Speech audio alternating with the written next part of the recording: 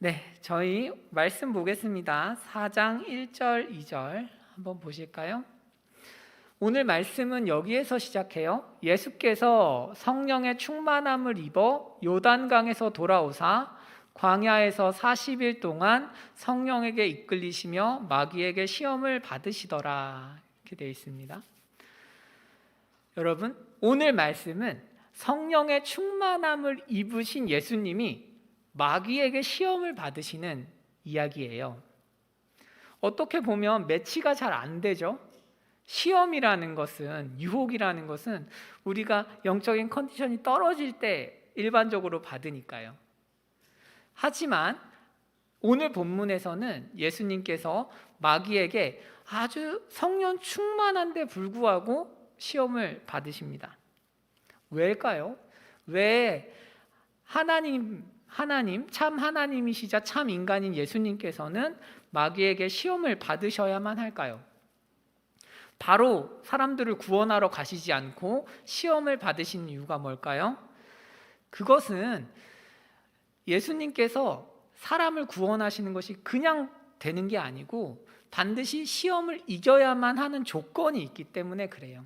한번 다음 구절 보실까요? 신명기에 보시면 이스라엘 민족이 가나안 땅을 차지하는 조건은 다음과 같습니다. 신명기 6장 17절 18절 말씀에 이렇게 되어 있어요. 이스라엘 백성들이 가나안 전쟁에서 승리하려면 다음 조건을 지켜야 합니다. 뭘 지켜야 해요? 명령과 증거와 규례를 삼가 지키면 땅을 차지하는 거예요. 말하자면 가나안 전쟁은 굉장히 독특한 전쟁입니다. 힘으로 하는 전쟁이 아니에요. 믿음으로만 하는 전쟁입니다. 이스라엘 민족이 불신의 세대가 다 광야에서 죽었습니다. 그리고 믿음의 세대가 광야에서 자라났어요. 그리고 믿음으로 가나안을 정복한 거죠.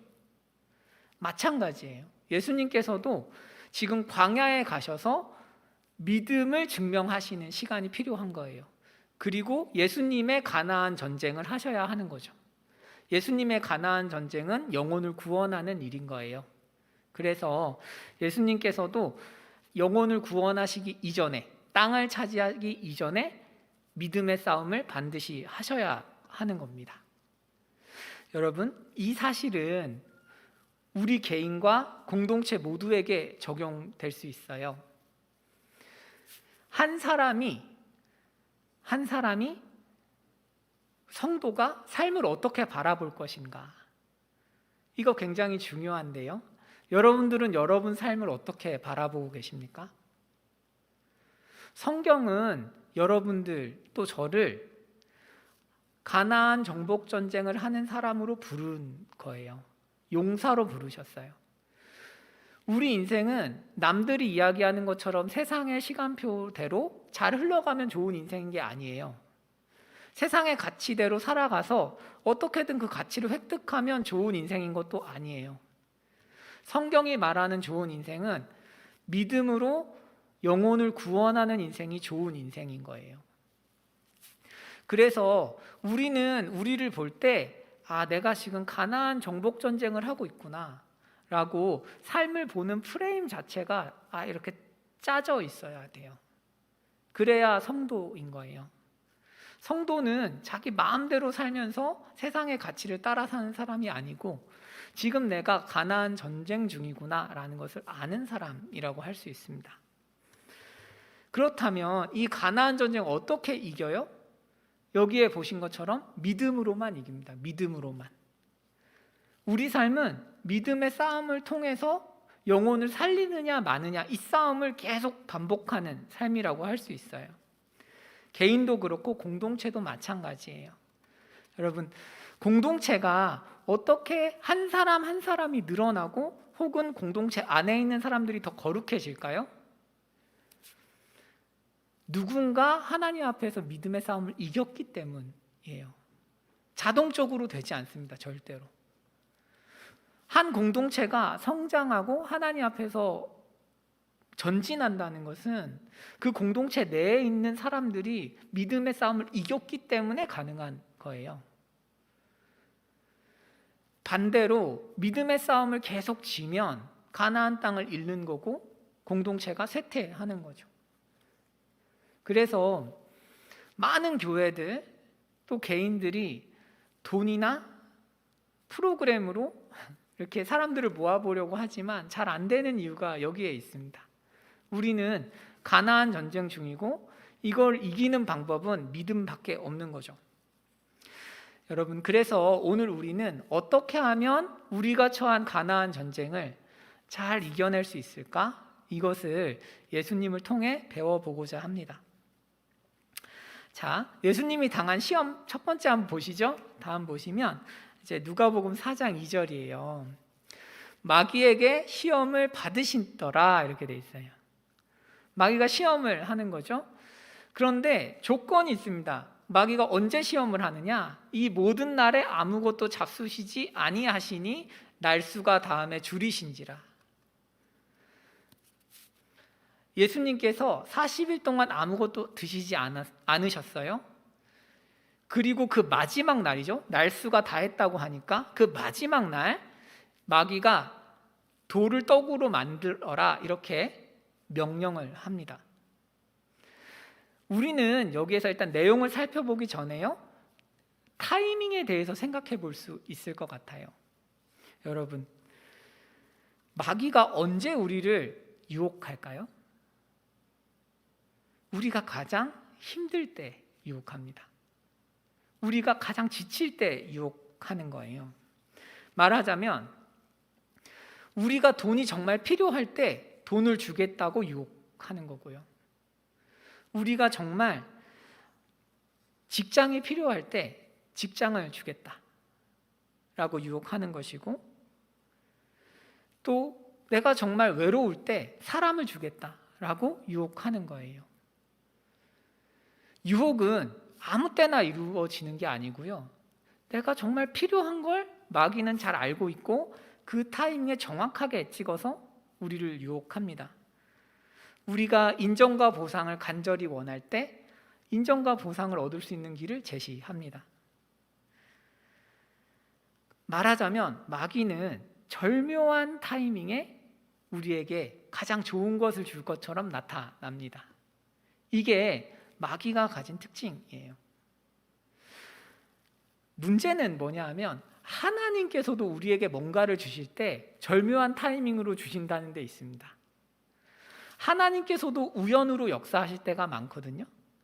절묘한 우연을 만나게 하실 때가 많아요. 하나님 역시도. 그러니까 현상만 놓고 보면 헷갈려요. 현상만 놓고 보면 이게 마귀가 하는 건지 하나님이 주시는 건지 잘 몰라요. 헷갈립니다. 왜냐? 인생이 복잡하니까요.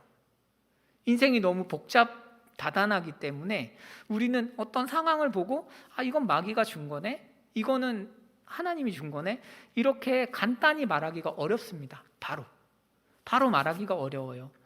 그래서 우리가 기도하고 뭔가 말씀을 보고 시간을 보내봐야 되는 건데요. 일단 우리가 그럼 어떻게 이걸 구별할 거냐? 절묘한 우연이 다가와서 너무 좋은데 이 우연이 하나님이 주신 것인지 마귀가 준 것인지 모를 때 우리 어떻게 해야 되느냐 이거죠. 성경에서 한번 예를 들어볼까요? 우리 지금 사사기 계속 보고 계셨으니까 사사기로 볼게요. 다음 보시면 단지파가 나옵니다. 단지파. 아모리 족속이 단 자손을 산지로 몰아넣었어요. 단 자손은 약속의 땅을 받았어요. 그런데 하나님께서 약속의 땅을 주실 때 아무것도 없는, 적이 없는 땅을 주신 게 아니었어요. 약속의 땅을 받았는데 그 약속의 땅에 거인들이 살고 있습니다. 그래서 아모리 족속이 거인들인 거죠.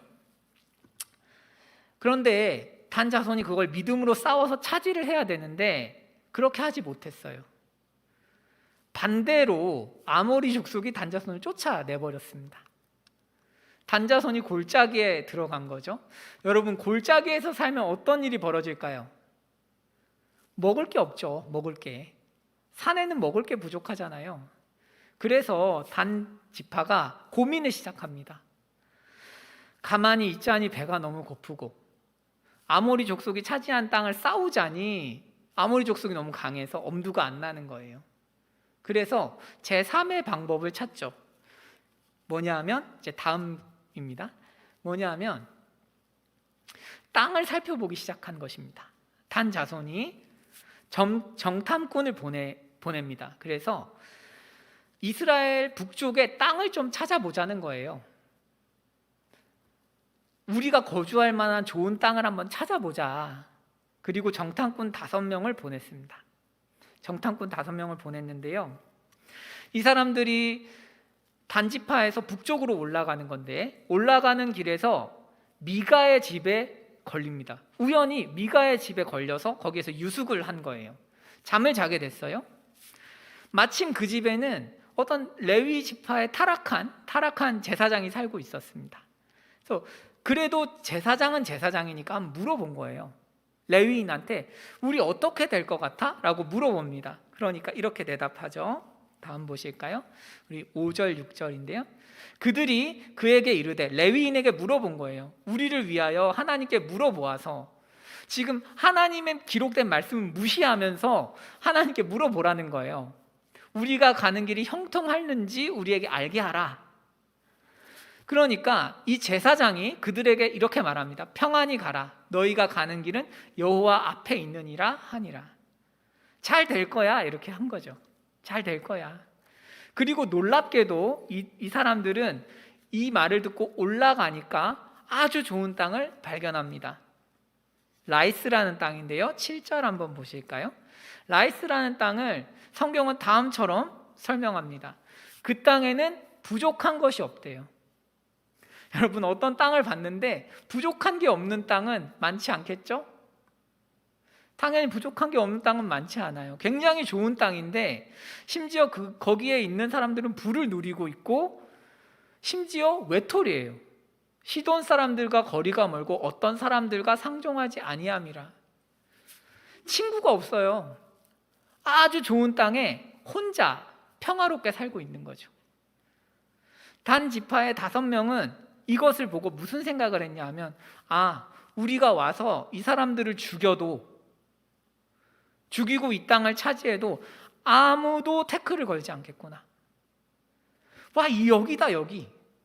방금 레위인 제사장이 우리에게 형통하다고 말을 했고, 그리고 마침 절묘하게 이 땅이 나타났으니까 하나님의 도우심이구나 라고 생각을 한 거예요. 단 지파 입장에서는 완전 환상적인 유토피아가 눈앞에 있는 것입니다. 여기 차지하면 우리의 모든 문제가 해결될 거야 라는 거죠. 여러분, 우리가 당하는 시험이 이런 종류입니다. 예수님께서도 가장 줄이실 때 마귀가 먹을 걸 만들어라 라고 이야기하는 것처럼 가장 우리에게 갈급하고 간절한 부분에 시험이 들어오는 거예요. 이처럼 이 우연함을 우리가 잘 구별하려면 말씀을 봐야겠죠. 당연히 말씀을 봐야 되는데요. 그 말씀을 어떻게 우리가 적용할 건가, 또 말씀을 보편적으로 우리가 어떻게 이해할 건가를 한번 살펴보겠습니다. 누가복음 4장 3절입니다. 네가 만일 하나님의 아들이어든 돌들에게 명하여 떡이 되게 하라. 이게 마귀의 요구였죠. 시험이었습니다. 여러분, 성경에서 돌은 여기 복수인데요. 아마도 시내산에서 돌판 2개를 받은 10계명을 의미할 거예요. 말하자면 하나님의 율법을 상징하는 돌들을 먹을 걸로 바꾸라는 이야기입니다. 다시 말하면 뭐예요? 육신의 요구를 말씀보다 귀하게 여기라는 거죠. 말씀을 희생해서 육신의 요구를 충족시키라는 것입니다. 그러자 예수님께서는 다음처럼 말씀하십니다. 4절이에요. 예수께서 대답하시되 기록된 바 사람이 떡으로만 살 것이 아니라 하였느니라. 예수님께서는 떡으로만 사는 게 아니다 이렇게 말씀하세요. 여러분, 이 구절을 신명기에서 인용하신 건데요. 신명기 구절을 전체를 볼게요. 자, 예수님께서 줄이신 이유가 뭐예요? 지금 배가 고프신 이유는 예수님께서 다이어트 중이어서가 아니죠. 그게 아니라 낮추시고 줄이게 하신 이유는 사람이 떡으로만 사는 게 아니라 하나님 말씀으로 사는 줄을 알게 하려고 하는 거예요. 쉽게 말하면 안 죽는다는 거예요. 사람이 육신의 요구를 만족시키지 않아도 사람이 죽지 않아. 사람은 언제 죽냐 하면 하나님 말씀을 지키지 않으면 죽는 거야. 이것을 보여주시려는, 그것이 지금 예수님이 하고 계신 일이에요. 우리는 이렇게 생각해요. 일반적으로 사람들은 돈이 없으면 죽는다고 생각해요. 직장이 없으면 죽는다고 생각해요. 어떤 사람이 없으면 죽는다고 생각해요. 그런데 하나님 뭐라고 말씀하시냐면 안 죽는다는 거예요. 사람은 언제 죽느냐? 하나님 말씀을 먹지 않으면 죽는다는 거예요. 그 어떠한 것들, 내가 너무 소중하게 여기는 것들이라고 할지라도 하나님이 그것을 줄이게 하실 때가 있어요. 낮추실 때가 있어요. 직장이 나는 너무 필요한데 직장을 안 주실 때가 있어요. 내 앞길이 잘 풀리는 게 너무 중요한데 앞길이 안 풀릴 때가 있어요. 나는 가정이 너무 중요한 사람이에요. 그런데 가정이 이상하게 자꾸 문제가 생겨요. 나는 지금 좋은 배우자를 만나야 되는데 안 생겨요. 이런 경험들이 많아요, 우리는. 그런데 하나님께서 그 과정에서 뭘 가르치시는 거예요? 없어도 안 죽는다는 걸 가르치시는 거죠. 없어도 안 죽어. 사람은 언제 죽느냐? 하나님 말씀을 어기면 죽는 거야. 하나님 말씀을 지키고 네가 예배하는 이상 너 생각보다 괜찮을 거야. 이것을 가르치시는 중인 거예요. 여러분, 시험의 본질은 그래서 지금 하나님께서 주신 미션이 뭐예요? 하나님 말씀만 있으면 괜찮구나. 육신의 요구가 아무리 강해도 하나님 말씀을 지키면 사는구나 라는 지금 이 미션을 수행하는 거예요, 우리는. 그런데 이걸 경험하고 나면 사람이 변하죠. 내가 절대적이라고 여겼던 것들이 사실 절대적이 아니네. 알게 돼요. 그렇기 때문에 사탄은 우리가 이 과정을 그냥 넘어가지 않도록 우리를 유혹하는 거죠. 직장이 없어요. 잘 안 풀려요? 그런 사람에게 너무 좋은 것을 제시하면서 어떻게 하는 거예요? 하나님 버리고 여기로 와. 이 직장이 좋아.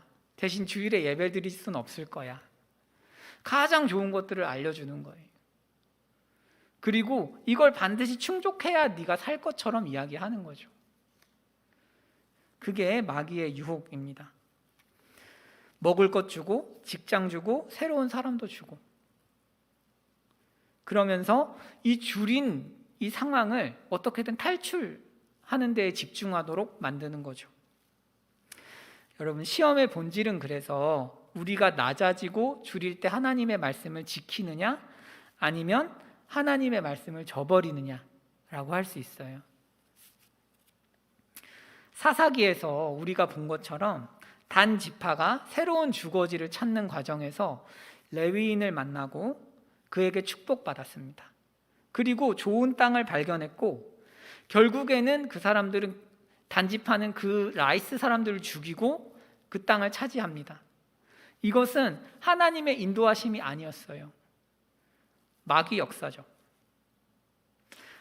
하지만 단지파는 돌을 떡으로 만든 거죠. 지금 당장 내가 먹고 사는 문제가 너무 강렬하니까 하나님 말씀, 약속의 말씀은 그냥 저버린 것입니다. 여러분, 그때 이후에 단지파는 성경에서 거의 나오지 않습니다. 단지파가 그렇다고 망한 게 아니에요.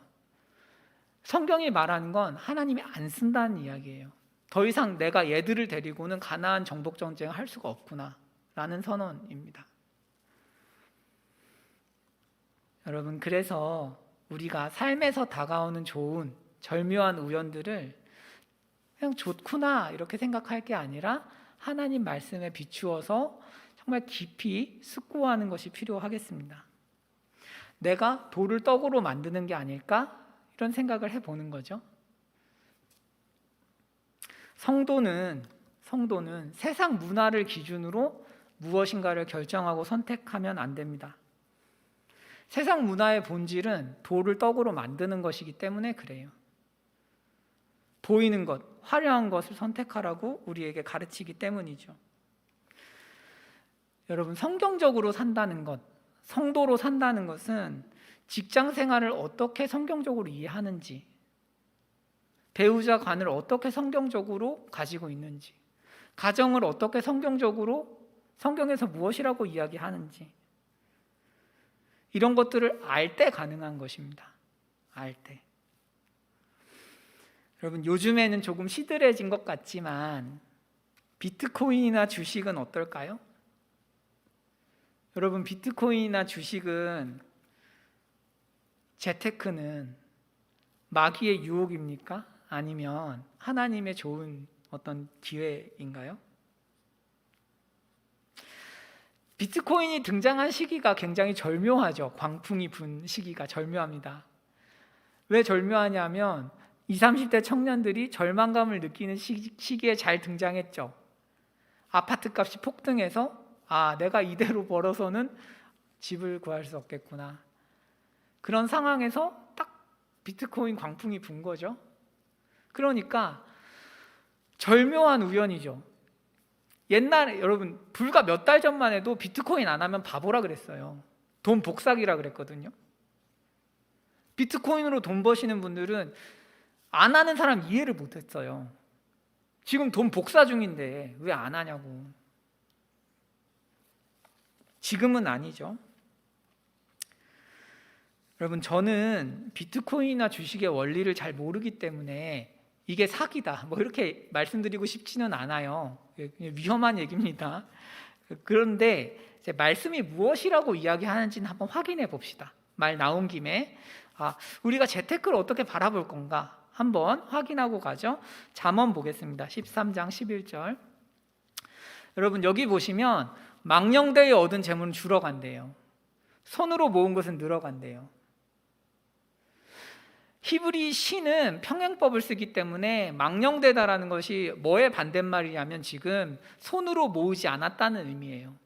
이해 가실까요? 손으로 모으지 않은 재물은 줄어간다 이 말이에요. 그리고 이 망령되다라는 단어는 헤벨이라고 해서 공허하다라고 우리가 보통 번역을 하거든요. 그런데 공허하게 얻은 재물, 우리가 이해가 안 가잖아요. 그러니까 한번 영어 성경 한번 볼게요. 영어 성경을 한번 참고하면 다음처럼 되어 있습니다. Wealth gained quickly 이렇게 되어 있어요. 빠르게라고 번역했어요. 하나는 NET는 빠르게라고 번역을 했고, 또 하나는 dishonest로 번역을 했어요. 신속하게, 빠르게 혹은 아니면 부정직하게 이렇게 번역을 한 거예요. 둘 다 존중할 만한 번역이에요. 이를 고려하면 여러분들, 빠르게 재물을 얻으면 어떻게 된다는 거예요? 사라진다. 하나님 뜻이 아니다 이 말이죠. 다른 사람들보다 빠르게 부를 축적하고 얻기 위해서 비트코인이나 주식을 하면 맞을까요? 그러면? 아닌 것 같죠. 이것만 보면 아닌 것 같아요. 여러분, 우리가 조급한 마음이 앞서서 남들에게 뒤처지지 않기 위해서 비트코인이나 주식이나 부동산 투자를 한다면 그 사람은 이미 돈을 벌든 못 벌든 마귀 시험에 넘어간 거예요. 조급함이라는 감정이 하나님이랑 정말 안 맞아요. 이걸 꼭 아셔야 돼요. 조급하게 열심히 하면 하나님이랑 안 맞아요. 게으른 것도 하나님이랑 안 맞지만 둘 다 안 맞아요. 제가 신앙생활을 하면서 느끼는 거는 조급함이란 감정을 가지고 뭔가를 했을 때 좋은 결과를 얻은 건 한 번도 없어요. 하나님 뜻이 아니에요. 절대 아니에요. 내가 뭔가 조급하게 성공하고 싶어 이런 식으로 한다면 아니에요. 절대 아니에요. 조급함이랑 신속함이 다른 거예요. 우리가 하나님 뜻이 이건 줄 알고 바르고 올바른 것을 신속하게 추구하는 거랑 내 인생이 너무 불안하기 때문에 조급하게 뭔가를 어영부영하는 건 굉장히 다른 거예요. 그래서 우리 정서에 조급함이 있으면 반드시 회개하셔야 돼요. 조급할 때 뭘 결정하거나 움직이면 망해요. 하나님 뜻이 아니에요. 성경은 조급함이 문제라고 하는데 특히 돈 문제에서 조급함은 정말 큰 문제예요. 왜냐하면 돈에 조급함을 내시는 분들의 대부분이 돈을 사랑하기 때문에 그래요. 성경에는 예수님께서 이렇게 말씀하세요. 너희는 삼가 욕심을 조심해라 이렇게 말씀하세요. 무슨 얘기냐면 사람은 자기가 욕심이 있어도 욕심이 있는지 몰라요. 사람은 항상 자기가 부족하다고 생각해요. 일반적으로 그래요. 그러니까 조심해서 살펴보지 않으면 내가 지금 욕심을 부리고 있는지를 몰라요, 사람은. 그런데 돈 문제는 더 그렇다는 거예요. 돈 문제는 내가 돈을 사랑하고 있는지 아닌지를 잘 몰라요. 현실에서 부족한 게 많고 가지고 싶은 게 많기 때문에. 그런데 조급하게 돈을 번다, 조급하게 돈을 얻는다. 이건 어떤 의미일까요? 돈을 어느 정도 사랑하고 있는 태도가 반영됐다라고 그럴 가능성이 높죠. 반드시 그렇지 않을 수 있지만 아마 대부분은 그럴 가능성이 높아요. 성경은 우리에게 돈을 많이 벌라고 가르치는 책이 아니에요. 성경은 우리에게 자족을 가르쳐요. 자족. 가진 걸 가지고 잘 살아. 이것과 오해하지 마세요. 그렇다고 성경이 여러분들을 가난하게 만드는 거 아니에요.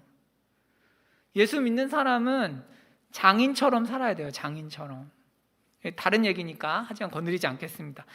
그건 다음 주에 할게요. 어쨌든 자족함이에요. 우리는 돈을 많이 벌어서 행복한 게 아니에요. 성경은 인간이 불행한 이유가 하나님 사랑을 안 하기 때문에 불행하다고 가르치지 돈이 없기 때문이라고 가르치지 않아요.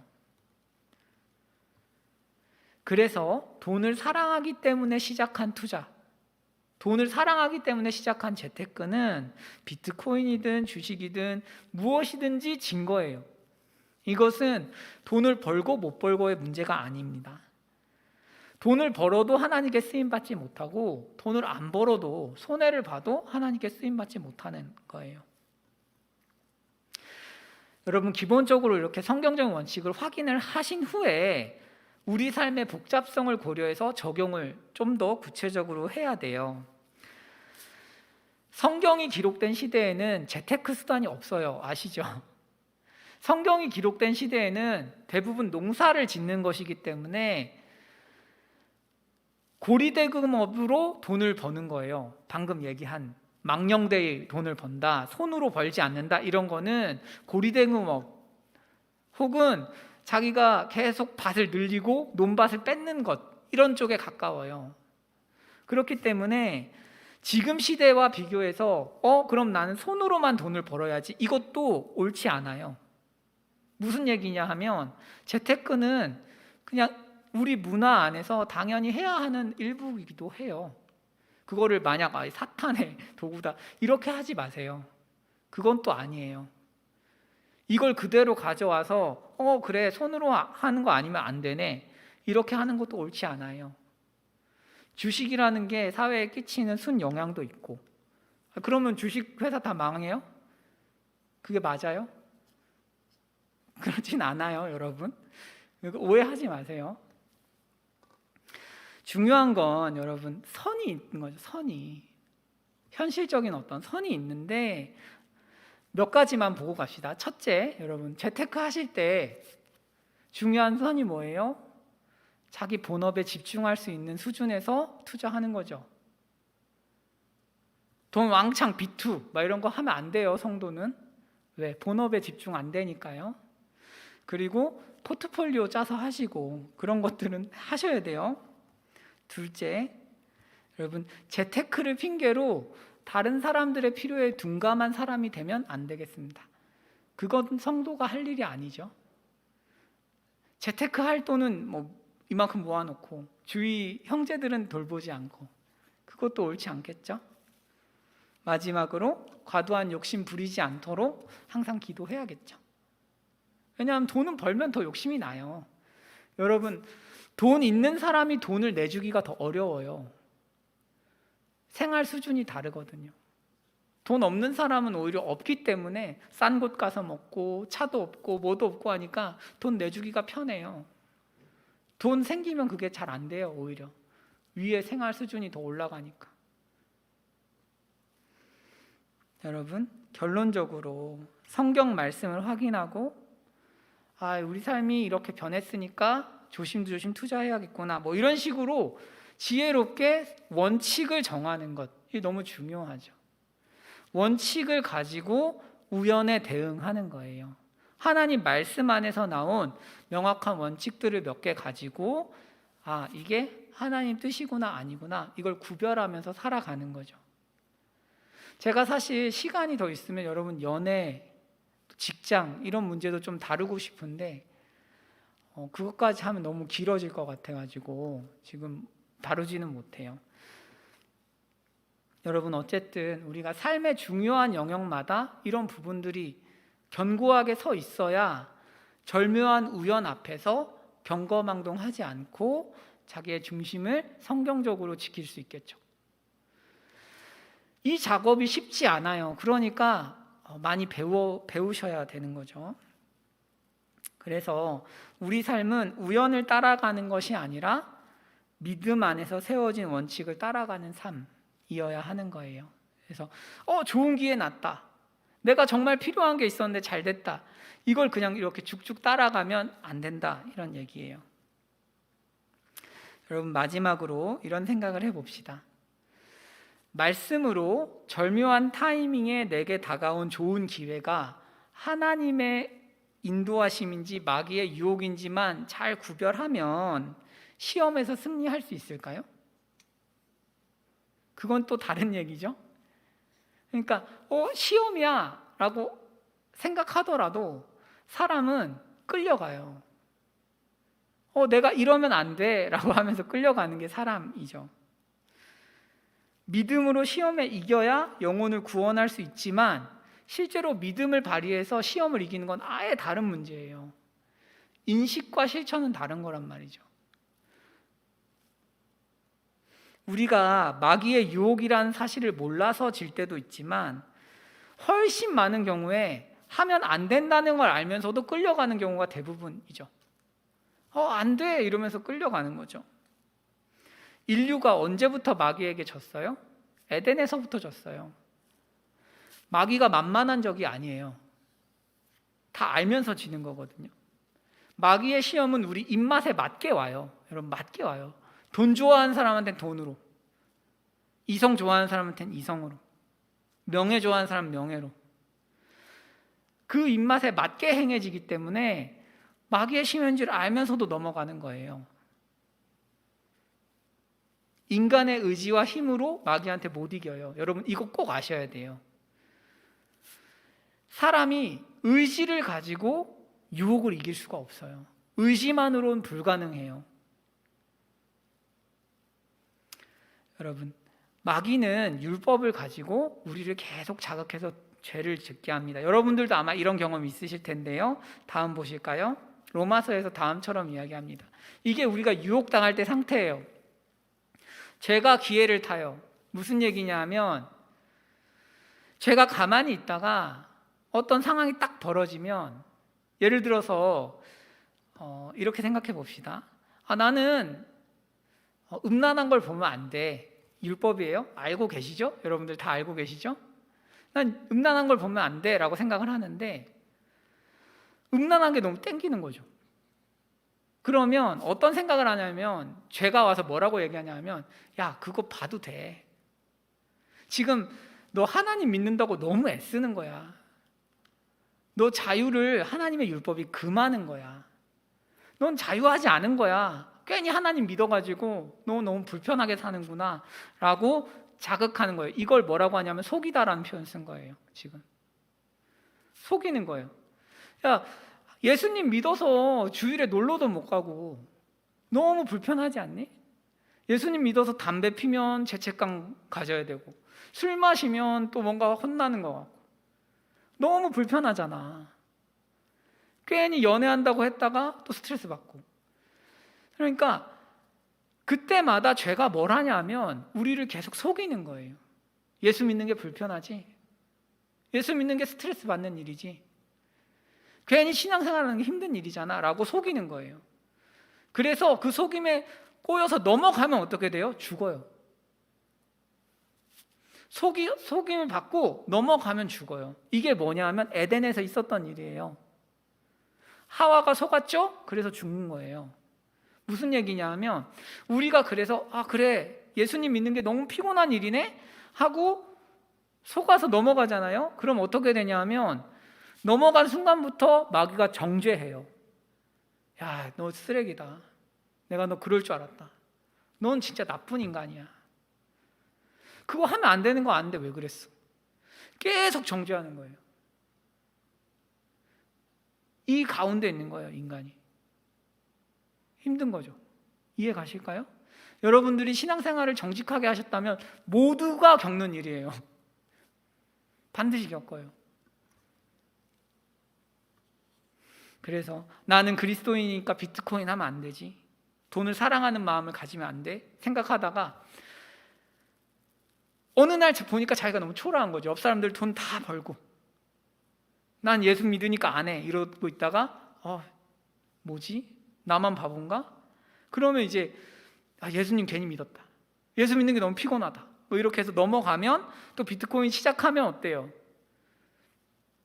마귀가 정죄하죠.